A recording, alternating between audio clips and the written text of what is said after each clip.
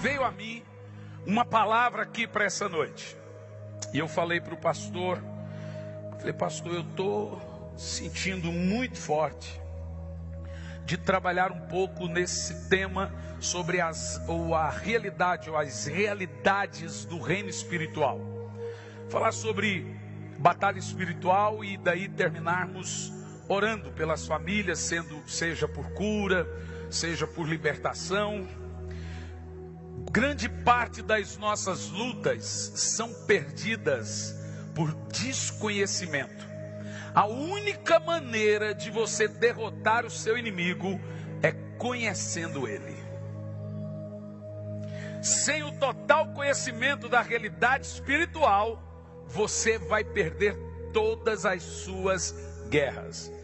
A Bíblia fala dessa realidade. O apóstolo Paulo, se hoje fosse conhecido como um pregador numa determinada área, eles iam dizer que ele era um pregador de batalha espiritual, porque era um tema que ele abordava incansavelmente. E eu gostaria de falar sobre esse tema, sobre a questão da realidade espiritual, dos mundos, que a Bíblia chama de mundos espirituais. Você sabe, você é um indivíduo constituído de uma tricotomia. Nós somos espírito, alma e corpo.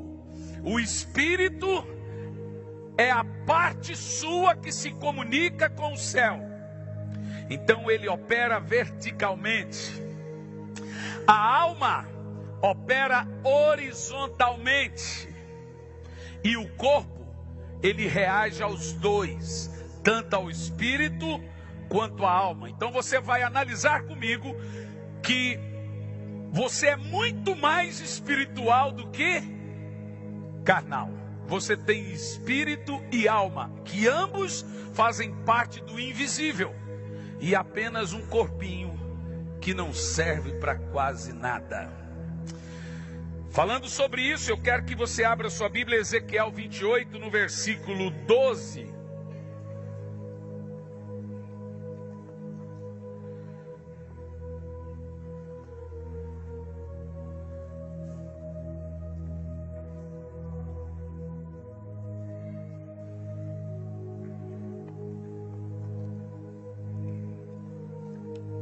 O texto diz assim, Ezequiel 28, versículo 12.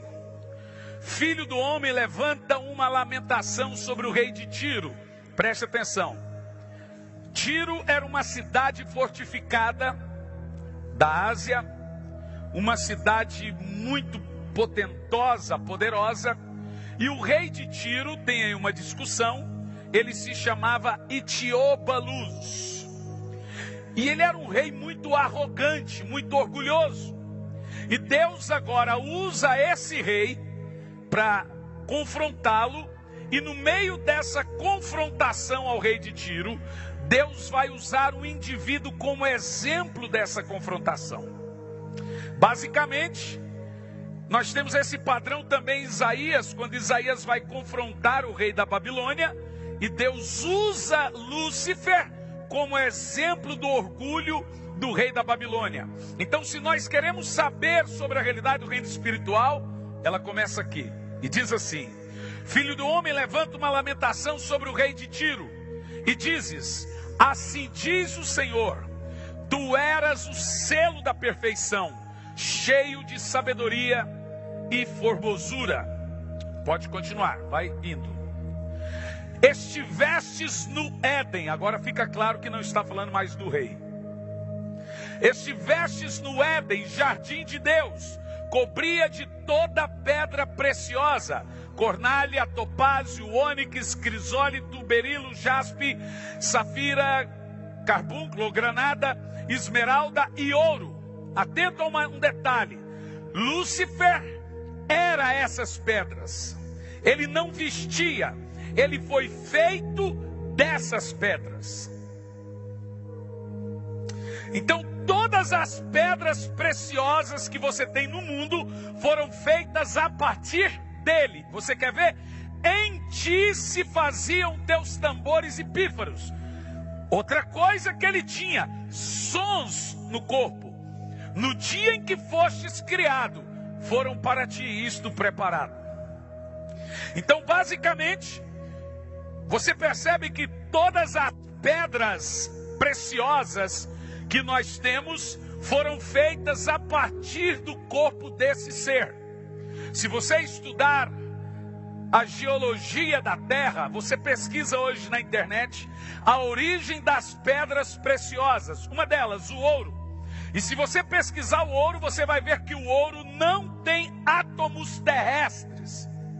Uma coisa mais estranha. O ouro não é da Terra. É óbvio que não. Se você vê o céu, é feito de ouro. As luas são de ouro. O rio é feito de cristal. Todas as pedras preciosas são extraterrestres. Fica evidente isso. Mas uma coisa que me chama a atenção nesse texto, e continua dizendo, aqui falou sobre a composição corporal de Lúcifer. Ele era isso, e brilhava como ouro. Continua. No verso em diante. Eu te coloquei como querubim da guarda. Observa a palavra. A palavra é guardador, protetor, guardador, querubim da guarda. Estiveste sobre o monte santo de Deus, andastes no meio das pedras de fogo, pedras afogueadas. Pode ir em diante. Perfeito eras nos teus caminhos, desde o dia em que fostes criado, até que se achou iniquidade em ti. Pela abundância, agora olha o que você está lendo comigo na Bíblia. Estamos falando de Lúcifer. Pela abundância do teu comércio. Sabe, eu fico me perguntando, que tipo de comércio?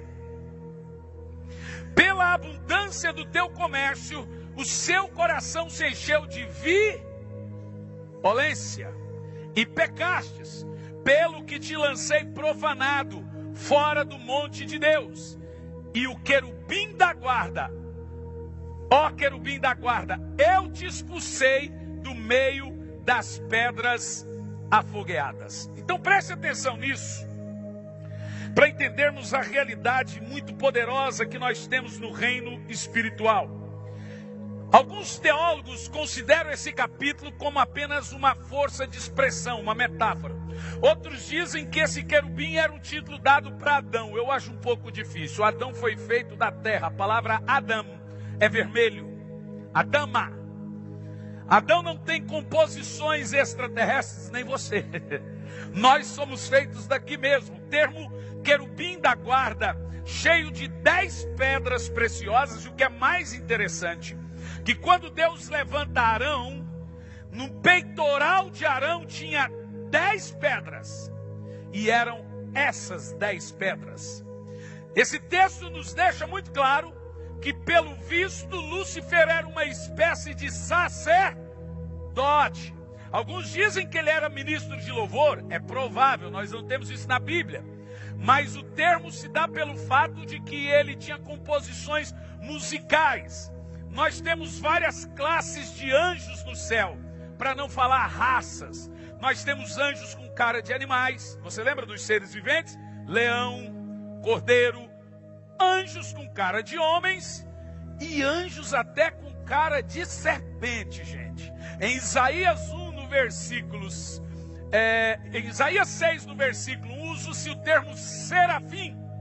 A palavra serafim é réptil de fogo. E aquele serafim tocou em Isaías. Então nós temos classes de anjos que têm 2 asas, classe de anjos que tem 6 asas, classe de anjos que tem 2 asas, 6 asas, classe de anjos que tem asas que tapam o rosto, asas que tapam os pés e 2 para voar. Nós temos os chamados querubins, e é uma classe de governos.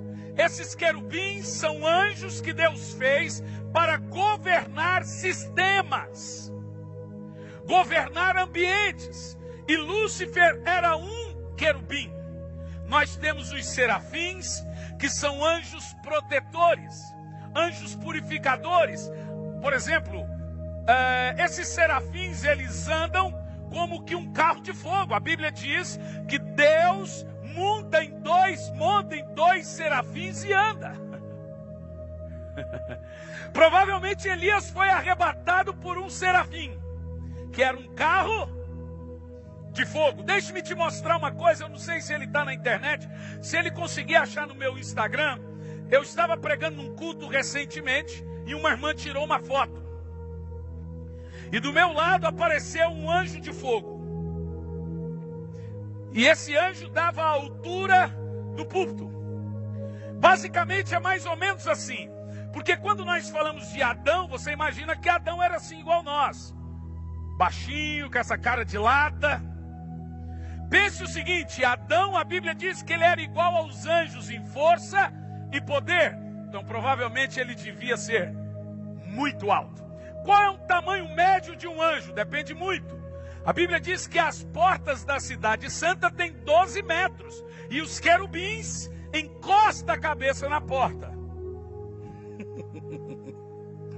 Então, mais ou menos, calculamos que esses anjos têm aí aproximadamente mais de 10 metros de altura. Provavelmente Adão tinha mais de 5 metros. Ele era muito grande e muito forte. E o pecado fez acontecer essa coisa que nós somos hoje em dia. Então, basicamente, para você entender o que eu estou falando, Lúcifer era uma classe de anjos, querubins. Nós temos os anjos que têm a afeição dos homens. Miguel é um anjo que é chamado de homem, porque se parece com homens. Gabriel também é chamado de o homem Gabriel. É um anjo que tem cara de homens. São as classes de anjos. E o querubim também é um anjo que tem cara de homens. Agora escute isso. Uma coisa interessante que eu tenho aqui nesse texto, na hora que achar a foto pode colocar. Diz assim, ó. Estivestes no Éden, jardim de Deus. Eu quero ser bem instigador aqui nessa noite. Se Lúcifer esteve no Éden, quando foi isso?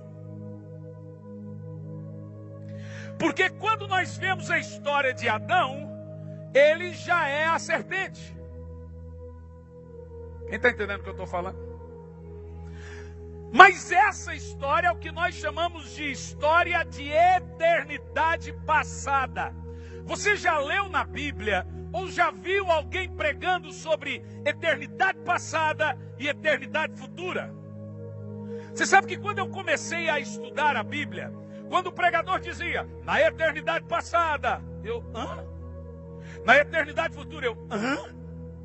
Para mim, eternidade é eternidade. Como é possível existir eternidade passada e eternidade futura? Deixe-me te explicar. Toda vez que você lê na Bíblia o termo eternidade passada, está falando de uma eternidade não contada. Quando foi que Deus criou os anjos? Quando foi que Deus criou o céu, por exemplo? Olha lá, gente. Tem como pôr nessa do meio também?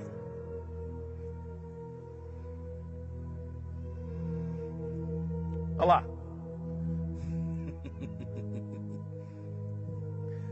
Legal, né? Eu te empresto ele depois.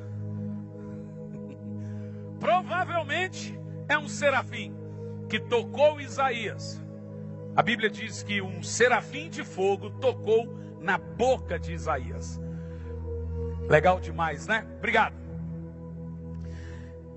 Yes, é muito bom. Dura quando aparece demônio também. Então escute isso. Eu quero te fazer uma pergunta aqui. Lúcifer caiu ou não caiu? Ele caiu antes de Adão ou depois de Adão? Responda. Se Lúcifer caiu antes de Adão, ele caiu aonde? Na terra? Bugou? Como que ele caiu na terra? Vamos lá. Lúcifer caiu antes de Adão. Se foi antes de Adão, foi antes dos 6 dias, ou 7. Se ele caiu antes dos 7 dias, aonde ele caiu? Ou você acha que ele virou um titã, ficou sentado no trono do universo, transformando as nações em areia? Porque tem gente que prega isso, que Lúcifer ficou vagando pelos... Esse povo está assistindo muito filme da Marvel. Ficou vagando pelos planetas, devastando os planetas. Aí quando Deus fez a terra, ele veio para a terra. Então vamos lá saber aonde Lúcifer caiu. E depois vamos lidar como ele caiu. Porque no texto aqui diz: estivestes no Éden, jardim de Deus. Ezequiel 28, no versículo 13, diz: estivestes no Éden, lugar de delícias, no jardim de Deus. Vamos ver de onde ou aonde ele caiu no texto. Pode continuar o texto a partir do versículo 16. Pela abundância do teu comércio, o teu coração se encheu de violência e pecastes, pelo que te lancei profanado fora do monte de Deus. E o querubim da guarda te expulsou do meio das pedras afogueadas. Pode continuar. Elevou-se o seu coração por causa da tua formosura, corrompestes a tua sabedoria, por causa do seu brilho, o seu resplendor, por terra te lancei. Mas aí aqui ainda temos um português experimental. Pode ser o planeta ou pode ser no chão. Não está na terra, está por terra. Ok. Mas veja agora Isaías no capítulo 14, no versículo 12, para você saber aonde Lúcifer foi jogado. E aí nós temos uma aplicação fantástica sobre a realidade espiritual. E eu quero terminar aqui hoje falando sobre arma de ataque e arma de defesa contra o reino das trevas. Isaías 14, versículo 12. Como caístes do céu, ó estrela da manhã, filha da alva, como fostes lançado por terra, tu que prostrava as nações. Quê? Você leu? Tu que prostrava o quê? Que nações? Que nações que ele prostrava? Isso é antes dele cair, antes de Adão e Eva, antes dos 7 dias, no que nós chamamos de eternidade passada. Porque a única eternidade contada na Bíblia é a futura. A passada é será que é? Vamos, continua o texto. Ali ainda temos por terra, mas agora vai mudar. E tu dizias no teu coração: eu subirei acima das estrelas de Deus, exaltarei o meu trono, e no monte da congregação me assentarei nas extremidades do norte. Quer dizer que ele está abaixo. Subirei acima das mais altas nuvens e serei semelhante ao Altíssimo. Agora olha o texto. Contudo, levado serás ao Sheol, ao mais profundo do abismo. Dá uma pausa aí. Eu mandei para eles ali uma definição da palavra abismo. Primeiro, o texto sugere que ele foi jogado no lugar. A palavra inferno em hebraico é Sheol, e inferno em grego é Hades. Sheol é um lugar que Deus fez para o diabo e seus anjos. E aonde é esse Sheol? No abismo. E o que é esse abismo? Veja comigo Gênesis capítulo 1, no versículo 1 e diante. Depois eu volto nesse texto. No princípio criou Deus os céus e a terra. Verso 2. E a terra era sem forma e vazia, e havia trevas sobre a face do abismo. Aonde ele foi jogado? Por que havia trevas? Agora você me pergunta, peraí, mas ali está tudo sem ser criado. Como que está tudo sem criação se já tinha água? Pense bem, como que a terra apareceu debaixo das águas? O texto diz que havia trevas sobre o abismo e o Espírito pairava sobre as águas. Em nenhum momento dos 7 dias você vê Deus dizendo: vamos criar a água. E nem tampouco vamos criar a terra. Ele apenas diz: faz separação entre a água e a terra. Aonde está a terra ali, gente? Embaixo das águas. Quem está entendendo o que eu estou falando? E por que nós temos um abismo ali? Porque foi basicamente aonde estão essas trevas que Lúcifer foi jogado. Mas aí surge uma questão: pastor, é a partir do versículo 2 de Gênesis que nós temos a criação do mundo. Olhe bem para mim. Volta o versículo 1 de Gênesis 1. Olha o termo: no princípio criou Deus os céus e a terra. Em hebraico está assim, ó: Bereshit bara ha Elohim, vet ha shamahim. O termo significa: no princípio Deus fez tudo do nada. A palavra barar é Deus pegar e criar tudo de uma matéria inexistente. A partir do versículo 2 você não tem mais a palavra barar, você já tem a palavra haja, que significa criar do que existe. No versículo 1 é quando Deus criou o universo, é quando Deus fez os anjos, é quando Deus fez tudo perfeito em sua beleza, inclusive a terra.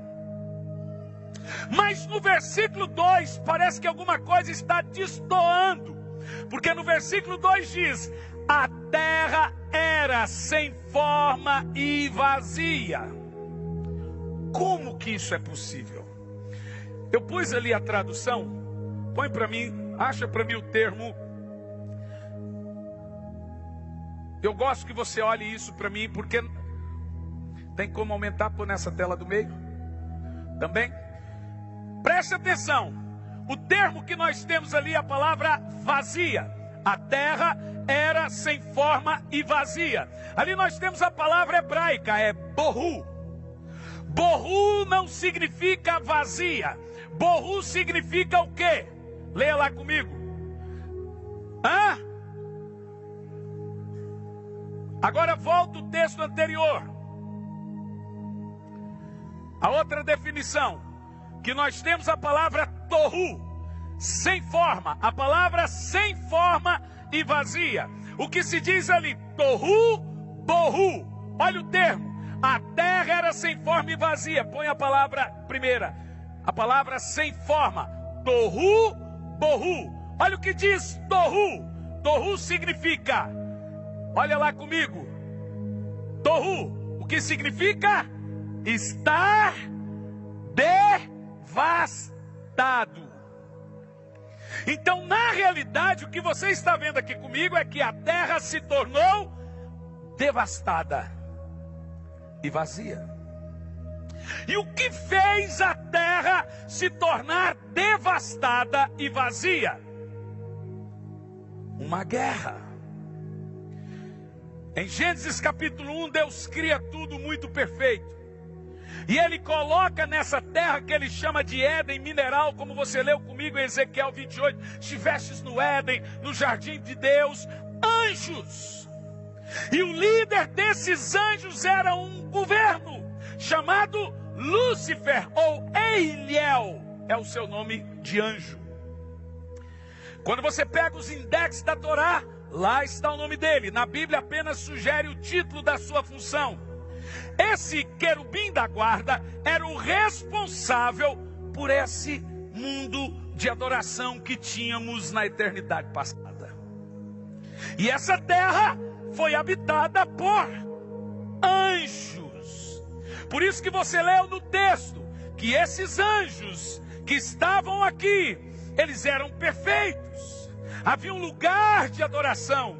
É um Éden antes de Adão e Eva, como lemos em Ezequiel 28. Estivestes no Éden, você era o guardião das pedras preciosas. Mas a Bíblia Sagrada diz que esse ser foi enchendo o seu coração de violência e pecou. Ele pecou por arrogância, ele pecou por violência, ele caiu. No verso 15 diz, de Ezequiel 28, naquele tempo eras perfeito e irrepreensível, os teus sentimentos e atitudes, desde o dia que fostes criado, até que se observou malignidade em ti. E no verso 16 diz assim, ó: por intermédio dos teus negócios sobre a terra.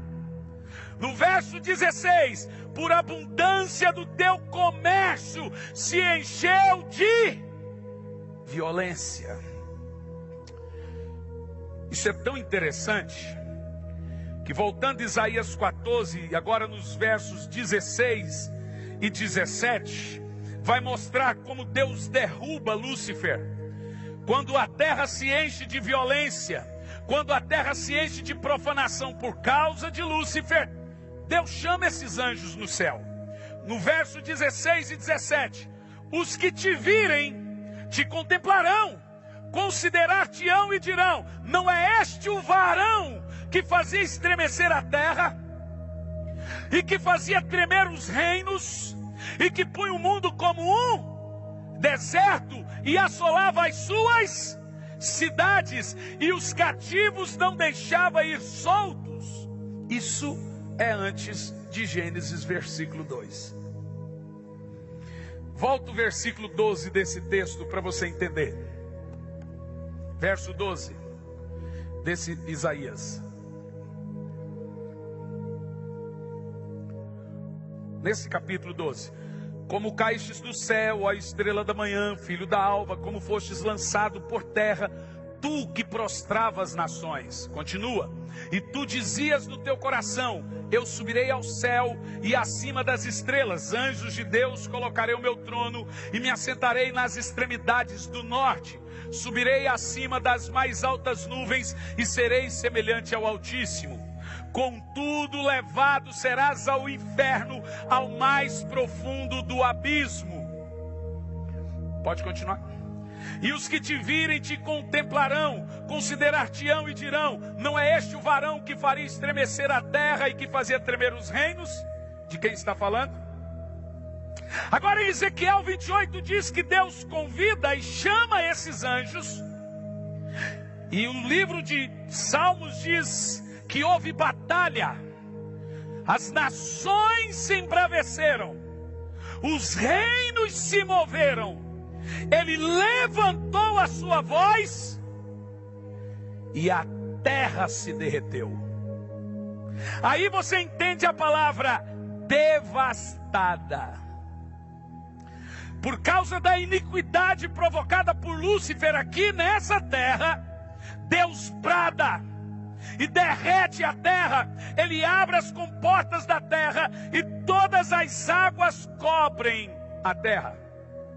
E agora o que nós temos? Uma quantidade de zilhões de anos incontáveis entre Gênesis capítulo 1, versículo 1 e Gênesis capítulo 1, no versículo 2. Não sabemos quanto tempo essa terra está embaixo das águas. E no abismo estão os anjos caídos e Lúcifer.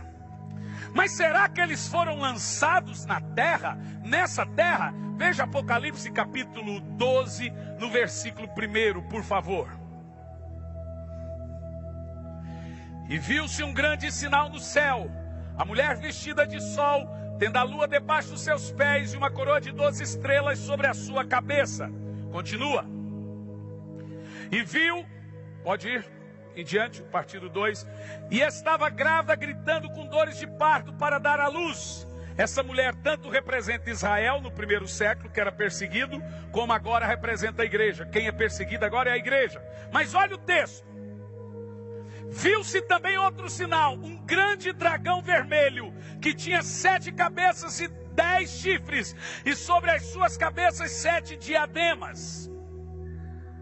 E a sua cauda levou após si a terça parte das estrelas do céu.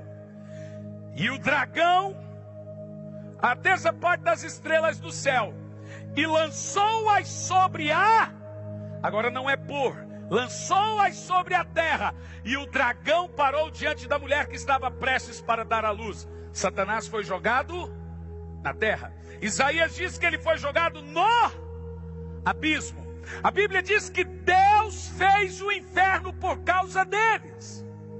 O inferno veio a existir. A Bíblia Sagrada diz que Deus acendeu o fogo do inferno por causa de Satanás e por causa dos seus anjos.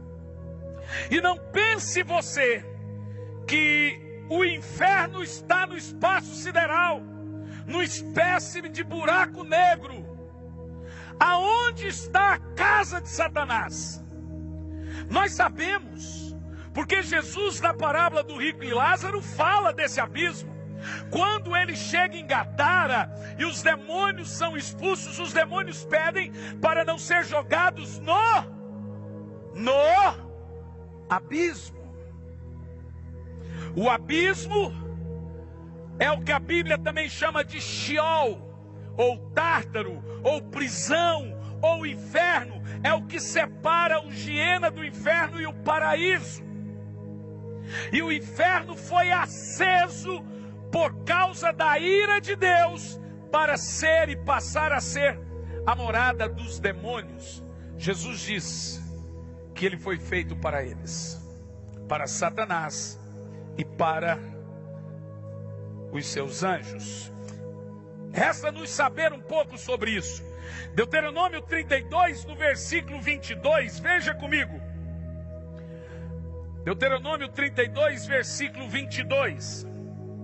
Porque um fogo se acendeu na minha ira, e arde até o mais profundo O fogo do inferno não é do diabo, o fogo do inferno é de Deus. Satanás nunca na Bíblia é taxado por alguém que possui ou produz fogo. O fogo que arde no Sheol é o mesmo fogo do céu. Deus é chamado tanto de fogo purificador como de fogo consumidor. O fogo que batizou os apóstolos matou Ananias e Safira. O fogo que não se consumia na tenda de Moisés matou os 2 filhos de Arão. Paulo diz que o fogo prova-nos, e esse fogo queima madeira, feno e palha. O mesmo fogo purifica ouro, prata e pérolas. Então o fogo que arde no inferno é o fogo santo de Deus. A Bíblia diz que Deus fez o fogo descer do céu até o inferno. E olha o que diz: ao profundo do Sheol. E esse fogo no inferno devora a terra com seu fruto e abrasa os fundamentos dos montes. Falando dos vulcões. Está muito claro para nós que o fogo que emerge dos vulcões vem do Sheol. Você está lendo comigo isso ou não? Leia você esse texto em voz alta, por favor.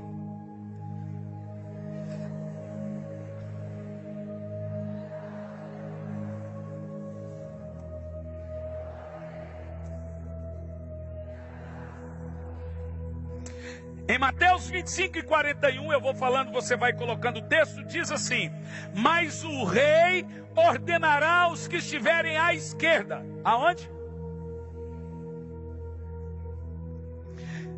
E os da direita são benditos. Malditos os da esquerda. Apartai-vos de mim, os que estão na esquerda. E ele diz: malditos, apartai-vos de mim para o fogo eterno, que foi feito, preparado para o diabo e seus anjos. Então olhe bem para mim. Escute bem que você já está entendendo a coisa. Aonde é o inferno? Aonde está Satanás e seus anjos? Existe uma localização geográfica do inferno. Primeiro que a Bíblia diz que as pessoas vão para o inferno quando não tem Jesus. Esse grupo de gente, ele diz: malditos, e vão para o inferno. Não foi feito para vocês, foi feito para o diabo e seus anjos, mas você vai para o inferno. Qual é a localização desse tempo e espaço? Talvez você pense que o inferno é espiritual. Talvez você pense que quem está lá no inferno é só a alminha. Se eu te disser que nós encontramos na Bíblia pessoas vivas, no corpo, alma e espírito, que caíram no inferno vivas. E a Bíblia diz que caíram feito pedra, porque corpo pesa, alma não. Aonde ele está?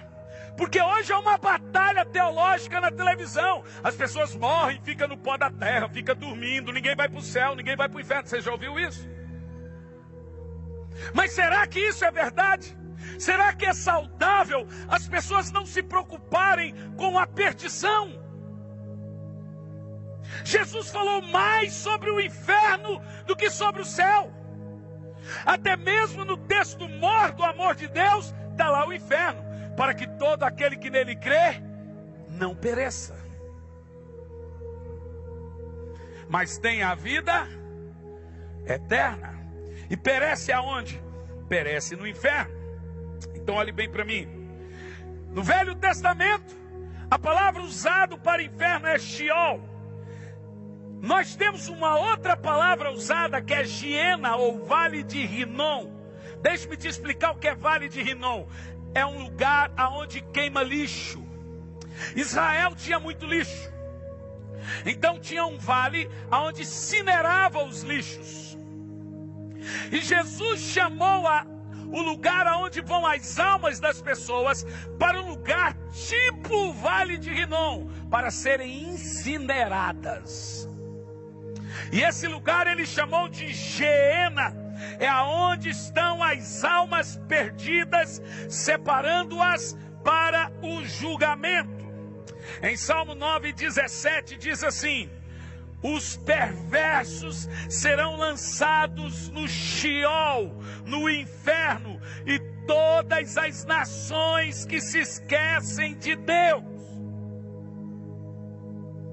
Para onde vão as pessoas que se esquecem de Deus? Leia o texto em voz alta.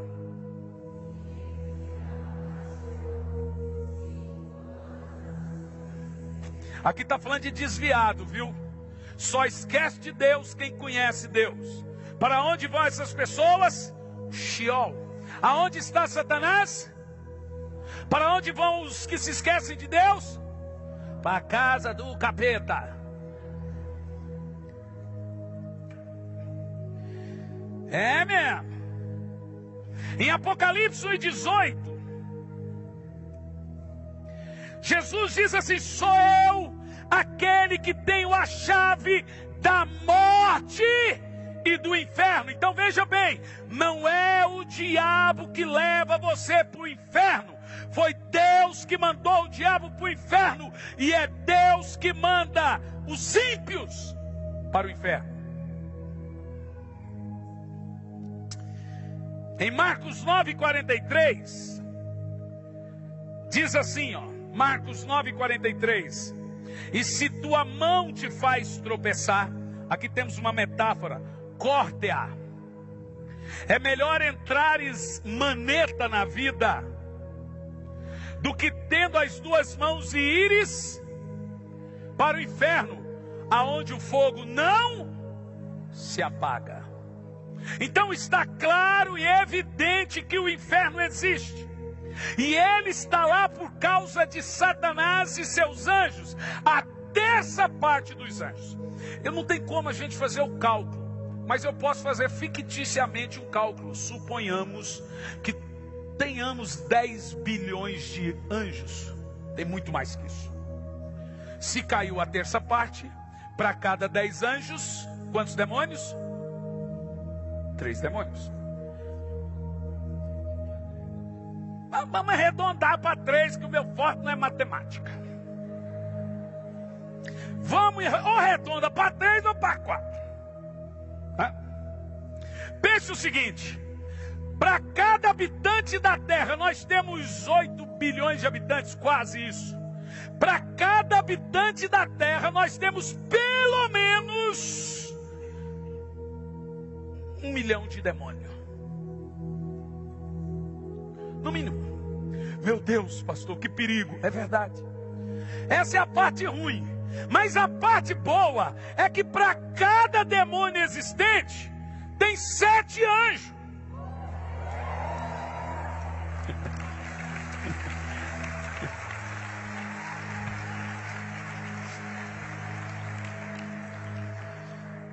Por isso que a Bíblia diz que existe uma guerra entre o bem e o mal.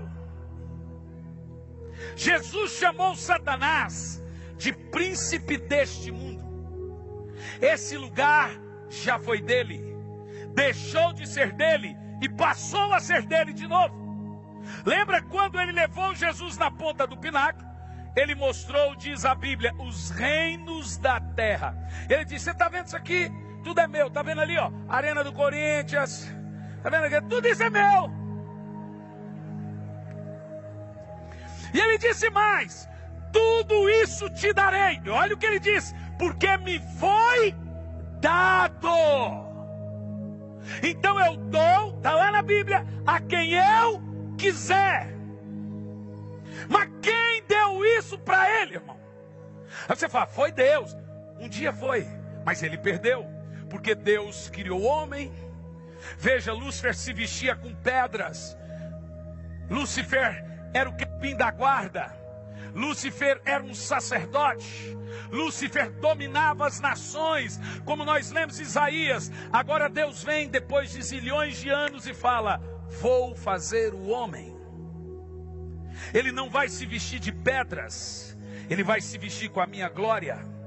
Esse homem vai ser igual a mim, a minha imagem, a minha semelhança. E agora tudo que era de Lúcifer, inclusive a terra, Deus disse: domine, domine, domine. Tudo isso é seu. Que maravilha. Mas esse homem estava com a rebimboca da parafuseta meia fraca, porque era tudo dele. Agora pense o seguinte comigo: eu te dou um presente, você pega esse presente que eu te dei e você dá para outro, alguém que eu não gosto. Eu posso ir lá e tomar dessa pessoa esse presente? Responda. Só tem uma maneira de eu ter de volta aquilo. Quem falou?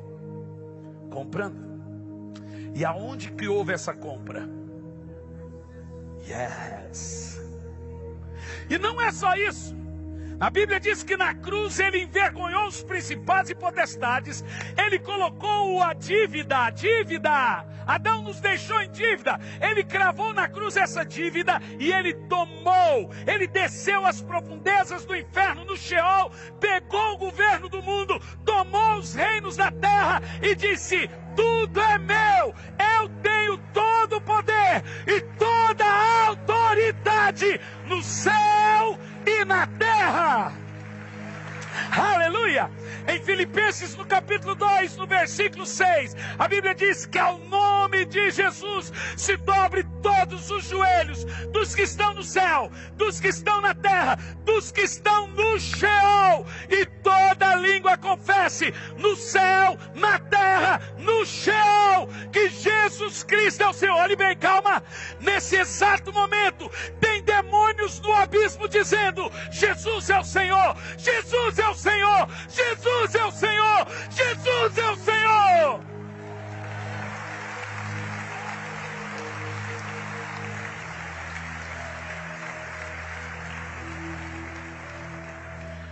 Mas pastor, onde que é o inferno? Você está pisando nele. O inferno, biblicamente falando, é no centro da terra. Sério, pastor? Não, estou brincando. O inferno não é num lugar. Apesar de ser morada de espíritos, ele é completamente físico. Quando a Bíblia diz que o mundo jaz no maligno, a palavra está plantado em cima do maligno. Vamos ver isso. Lucas 10, 15. E eu vou fazer isso primeiro, para você entender a importância do crente. Segundo, a importância da igreja. Terceiro, quem é você no reino espiritual? Lucas 10, 15. Tu, Cafarnaum, porventura serás elevado até o céu, até o Hades. Agora estamos no Novo Testamento, é grego. Hades é inferno. Até o Hades descerá. Agora escute o que você vai se surpreender. Antes da morte de Jesus, todos que morriam, sejam ímpios ou não, iam para o Sheol. Abraão foi para o Sheol. E às vezes você fala assim: por que Satanás contendeu com Miguel pelo corpo de Moisés? Ali nós temos uma briga jurídica. Porque você vê na transfiguração Moisés e Elias voltando, deixando claro que Moisés e Elias estão no céu. Se eles estão no céu, como pode se eles estão vivos? E como Moisés pode estar vivo se ele morreu?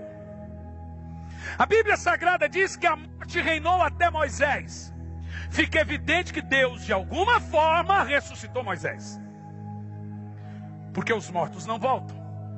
E na transfiguração nós temos Moisés, Elias e Jesus.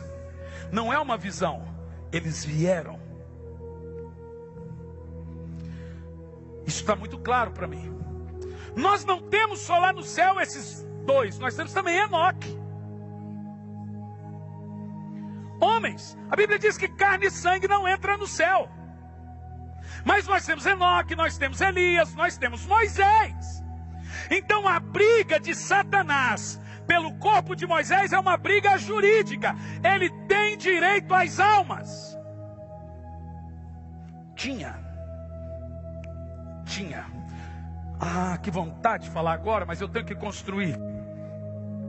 Porque a Bíblia Sagrada diz que no Velho Testamento a configuração do inferno era um. No Novo Testamento, a configuração do inferno é outro. No Velho Testamento, eu acho que você deve ter aí uma foto feia que eu construí dos 3 céus embaixo. É uma casinha que tem aí. Se você colocar para mim.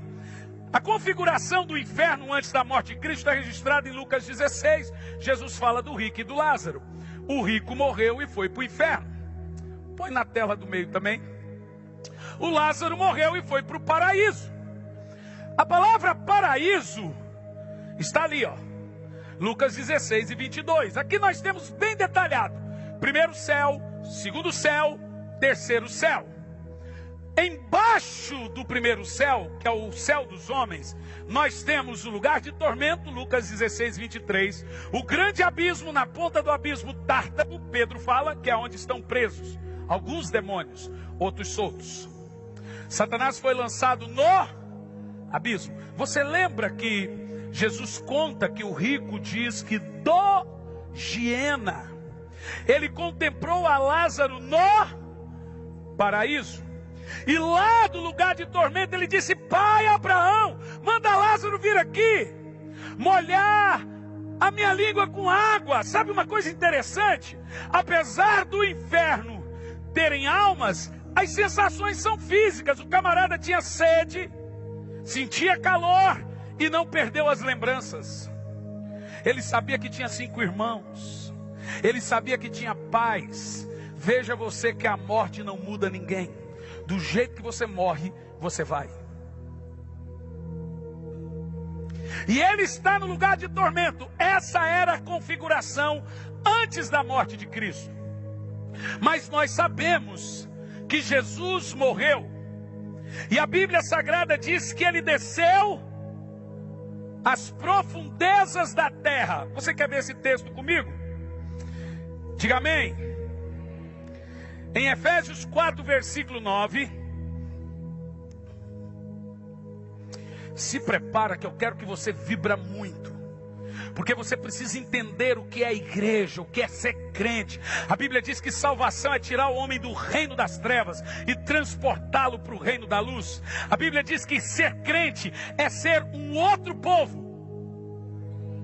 Você não é judeu, você não é do mundo, mas você é igreja. É uma nova raça. A Bíblia diz raça diferente, raça eleita. É um outro tipo de gente. Você não é do mundo, mas você ainda não é do céu. Você é raça. É igreja. Olhe bem. Ora, isto, ele subiu, que é senão aquele que também desceu às partes baixas da terra. O inferno é físico.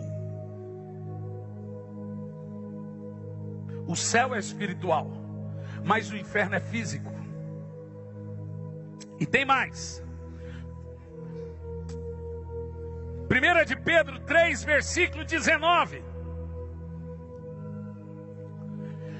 Aquele que... 1 de Pedro 3 e 19.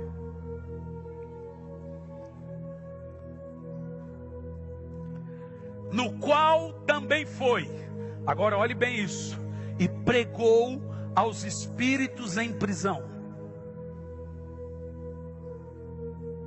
Continua o texto. Os quais, noutro tempo, foram rebeldes, quando a longanimidade de Deus esperava, nos dias de Noé, enquanto se preparava a arca, na qual poucas, isto é, 8 almas se salvaram. Presta atenção. Aqui a aplicação tem que ser muito bem exegética, que daqui nascem as heresias. Esses dias eu vi um pregador dizendo que até Judas está salvo porque morreu antes de Jesus morrer. Não é isso que o texto está dizendo. Pastor, o texto está dizendo que Jesus pregou para os rebeldes pré-diluvianos.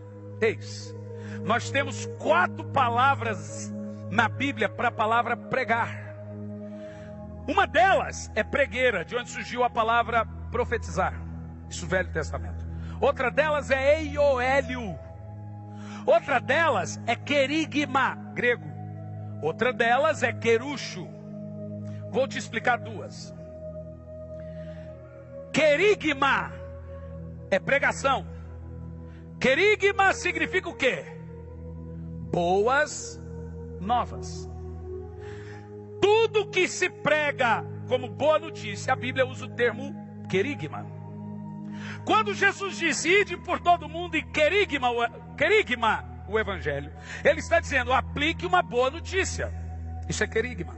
O que é o evangelho? Dar a boa notícia que Jesus morreu pelos seus pecados e você não tem mais condenação, basta você se arrepender e você está salvo. Esse é o evangelho.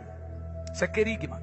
Mas nós temos também uma outra palavra na Bíblia para pregar, que é querucho. Querucho não é boas novas. Querucho é aplicar uma sentença. Vou te explicar. Quando Jonas foi em Nínive, a Bíblia diz que ele tinha que pregar. E a Bíblia diz que ele pregou 40 dias. Olha a pregação de Jonas. Em 40 dias, vocês vão morrer. Isso não pode ser uma boa notícia, gente. O que ele estava fazendo? Aplicando uma sentença. Então, querucho é pregação de juízo, é pregação de condenação, é pregação é uma profecia dura. Às vezes o profeta, Deus manda ele pregar querigma, às vezes Deus manda ele aplicar um juízo. Vai lá e diga, você é infeliz, miserável, a casa caiu. Isso é querucho. Quando a Bíblia diz que Deus desceu ao Sheol e pregou a esses antediluvianos, ele não pregou para salvar mesmo porque a Bíblia diz que só 8 foram salvos. Se ele não pregou para salvar, por que ele pregou? Ele aplicou a eles a sentença. Eles não sabiam por que estavam lá, então o Senhor não deixou eles ignorantes. Mas olha o que aconteceu. Ao pregar aos espíritos em prisão, ele foi ao paraíso. O paraíso era embaixo, todos desciam ao Sheol. Você quer ver? Não precisa pôr na tela, eu só cito. Salmos 16:10, Davi disse: não deixará que a minha alma sofra no Sheol. Salmos 30, verso 3: Senhor do Sheol, fizeste subir a minha alma, preservaste minha vida para que eu não descestes mais ao abismo. Isaías 14:15 diz: contudo serás levado ao reino dos mortos, ao mais profundo do abismo. Jacó, quando ficou sabendo que José morreu, a Bíblia diz que ele disse: eu quero descer ao Sheol para me encontrar com meu filho. Jesus ainda não tinha preparado João 14, verso 1. Não vos turbe o vosso coração, credes em Deus, credes também em mim. Na casa de meu pai há muitas moradas. Se não fosse assim, eu vou-lhe teria dito, pois vou para o Pai preparar o paraíso, preparar o lugar. Aleluia. Por isso que a Bíblia Sagrada diz que ele desceu. E ele fez o quê? Ele levou o cativeiro. Todos aqueles que morreram antes de Cristo, que não estavam entre aqueles ímpios, mas estavam no paraíso, como Abraão, vemos em Lucas 16, Jesus levou. E ele inaugurou um lugar chamado terceiro céu, que se chama paraíso celestial. Agora o paraíso não está mais na terra ou embaixo, o paraíso está no céu. Em 2 de Paulo aos Coríntios 12, verso 1, o apóstolo Paulo diz que foi arrebatado ao terceiro céu, e lá ele viu coisas que não é digno falar. Ele diz: eu fui levado ao paraíso. Então o paraíso hoje é onde? No terceiro céu. E o terceiro céu fica onde? Apocalipse 9, versículo... Apocalipse 6, versículo 15, por favor.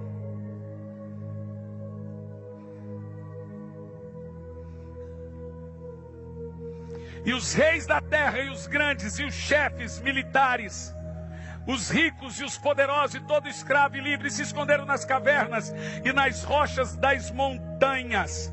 Põe Apocalipse capítulo 9, versículo 1.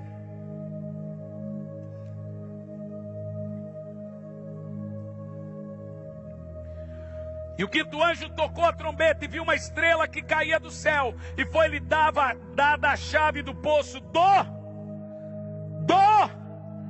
E o abismo é o que, gente?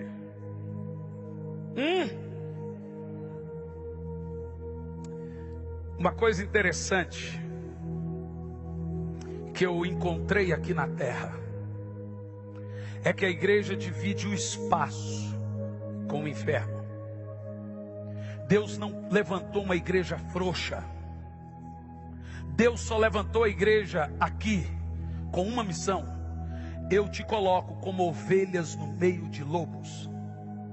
Na época que Jesus disse: levantarei a minha igreja, tinha muitas igrejas e muitos templos, tinha muitos reinos. Jesus agora separa um povo escolhido, e ele põe e chama esse povo de luz do mundo, sal da terra. E por que você tem o título de luz do mundo e sal da terra? Porque o mundo é dominado pelo príncipe desse mundo. Jesus disse: o príncipe desse mundo é chegado, só não tem poder sobre mim. Paulo chama ele de Deus desse século, que cega o entendimento dos homens, para que não veja a glória de Cristo. Você sabe o que é uma guerra espiritual? É converter um homem das trevas para a luz. Você sabe por que você se converteu? Para ser um soldado nessa guerra, para ser um guerreiro nessa guerra, nesse lugar cheio de trevas, nesse mundo tenebroso. Paulo chama esse mundo de tenebroso, ele chama esse mundo de lugar de guerra.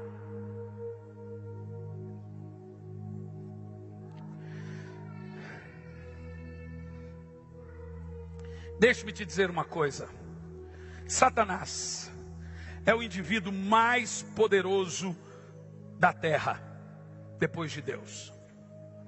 Ele é mais poderoso do que a ONU, do que a Alemanha, do que os Estados Unidos, do que tudo. Não há nada abaixo de Deus mais poderoso do que Lúcifer.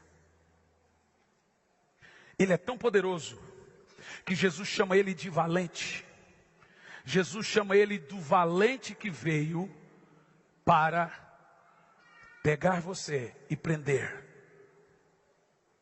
Mas tem alguém mais poderoso que o diabo. Ele é forte, poderoso, é o grande valente. Mas Jesus disse: vindo outro mais valente, toma a armadura, toma tudo que tem. Veja, a Bíblia diz que Satanás não tem armadura, mas a Bíblia olha para você e diz: revesti-vos da armadura de Deus, para poder ficar firme contra as astutas ciladas do diabo.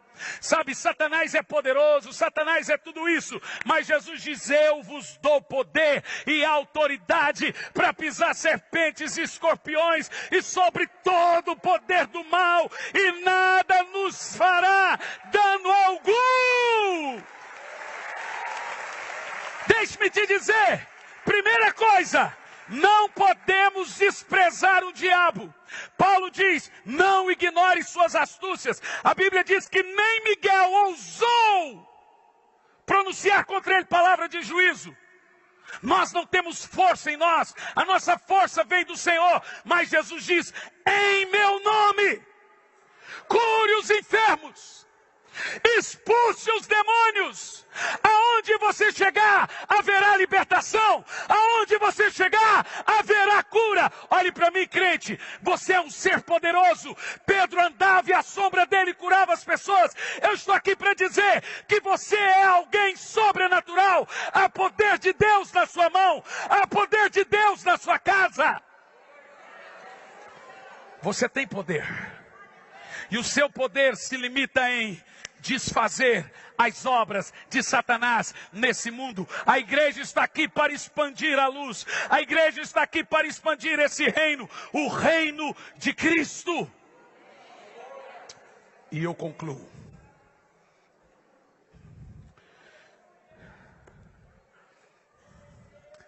Olha aqui para mim.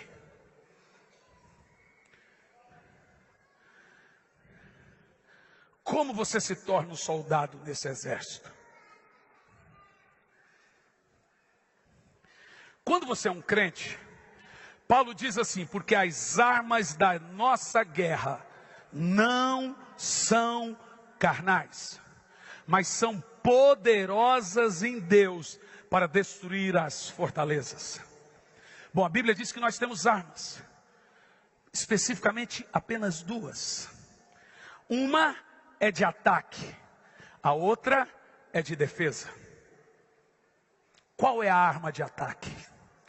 Jesus disse: em meu nome, ataque os demônios.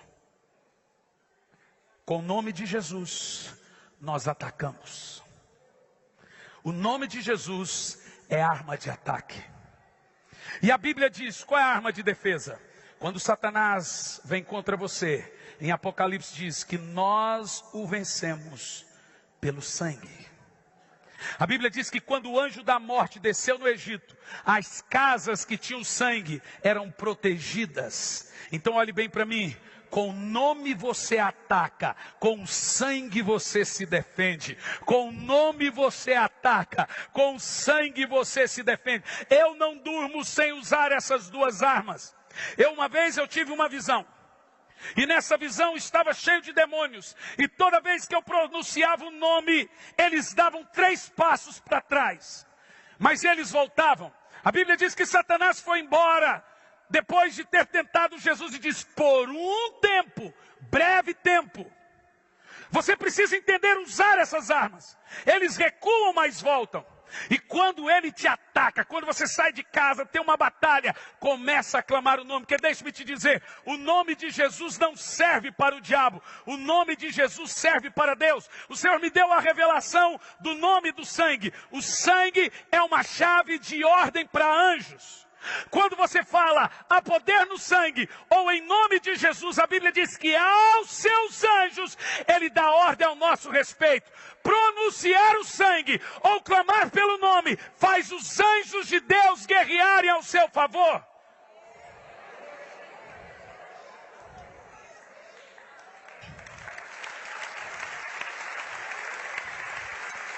Eu gosto de pôr as mãos sobre o meu filho, os meus filhos, e dizer: Senhor, cubra com teu sangue. Eu gosto de sair de casa e falar: Senhor, cubra com teu sangue. Os demônios não conseguem ver. Eu tive uma visão, e um demônio disse: cadê sua família? No sonho ou visão, não sei. Eu disse: está em casa, mas eu não consigo ver. Minha mulher está aqui do meu lado, não estou vendo. Nós somos escondidos no sangue de Cristo. A Bíblia diz que debaixo das suas asas estamos seguros. Não tenha medo de bruxaria, feitiçaria, demônio, principado, potestade. A Bíblia diz que eles são vencidos. A Bíblia diz que ele despojou e cravou lá na cruz a cabeça da serpente no seu calcanhar e venceu as trevas. E ele veio a você e diz: eu te dou esse poder, eu te devolvo o reino do mundo. Fique em pé no seu lugar.